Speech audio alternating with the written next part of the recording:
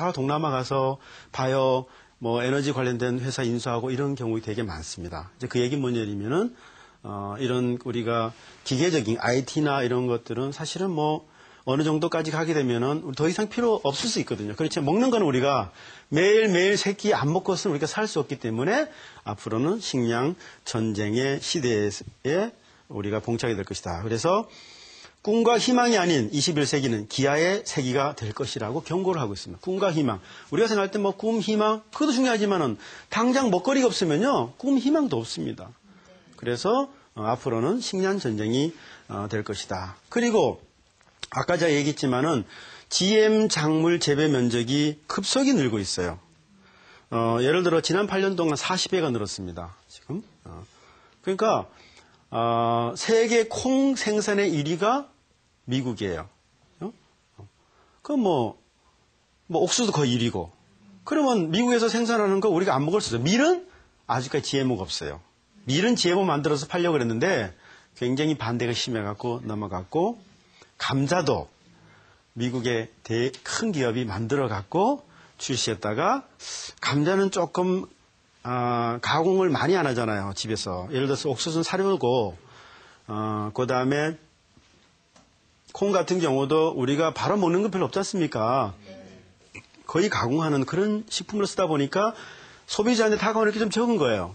근데 감자나 밀 이거는 아마 바로 이제 소비자 생각에 부담이 되는 것 같습니다. 그래서 지금 반대하기 때문에 아직까지 GMO는 나오고 있지 않지만은 쌀은 곧 나올 것 같습니다. 사실 우리는 뭐 비가 많이 오기 때문에 쌀을 어디다 갑니다. 논에서, 그죠? 쌀 농사 짓는데 논에 뭐 물이 충분히 한대요. 그렇지만은 벼도 밭벼가 있습니다.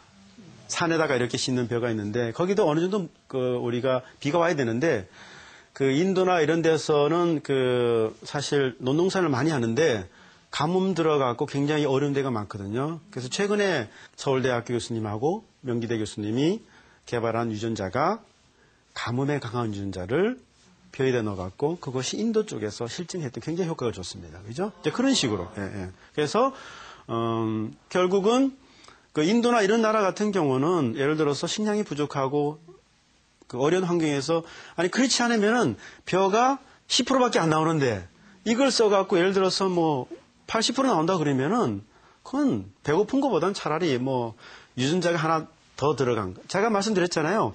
가뭄에 강한 유전자 한 개만 들어간 거예요. 한 개만. 그죠? 예. 그렇기 때문에 우리가 공기 중에도 많은 세균 이런 거 그냥 먹고 있거든요. 유전자를. 다만 그것이 우리 인체에 해롭지 않기 때문에 괜찮은 거지. 그래서 GMO 식물이 인체에 해롭지 않은 것은 아직까지 우리가 수십 년 사람들이 먹어왔지 않기 때문에 잘 모르긴 하겠지만은 유전적으로는 최근에 개발된 기술들은 유전자를 미생물의 저항성이 항생제 유전자를 쓰지 않기 때문에 괜찮지 않을까 그렇게 생각을 하고 있습니다. 혹시 몬산토 아세요? 아니면 두퐁? 두퐁 뭐 때문에 아세요? 세제도 있고 뭐 두퐁에서는 이제 화학회사입니다. 그리고 몬산토는 원래 무슨 회사냐면요, 농약 만드는 회사입니다. 농약. 그런데 우리나라가 IMF 때 종묘 회사가 다 외국에 넘어갔죠. 그 당시 최고 좋았던 흥룡종묘, 중앙종묘, 서울종묘가 다 외국 기업에 넘어갔는데, 그때 인수한 회사가 멕시코계 다국적 기업인 세미니스라는 회사가 인수를 했어요. 그렇게 인수했다가 이 회사가 2005년에 다 팔아넘겼어. 어디에다가? 몬산토에다가 다 팔았습니다. 그래서 몬산토가 세계 최대의 종자 회사가 되어버렸어요. 그러니까 어떻게 보면은 농약을 뿌려갖고 사실 어떻게 보면 환경을 파괴하는 그런 주범에서 소위 말해서 종자를 생산하고 보급하고 인류의 식량 문제를 해결하는 그런 종자 회사로 거듭났다는 거죠. 세계 10대 종자 회사 중에 우리나라는 못 들어갔습니다. 일본은 전통적으로 이 종자에 굉장히 강합니다. 그래서 일본 기업은 2개 정도가 지금 10대 기업에 들어가 있습니다.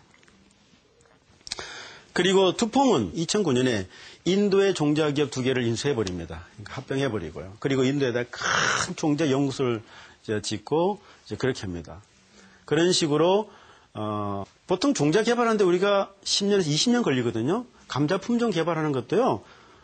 제가 1990년에 미국에서 들어와서 개발 시작해갖고 한 20년 됐으니까 세월이 오래 걸리는 겁니다. 그러니까 돈 있는 기업들은 그냥 사버리는 겁니다.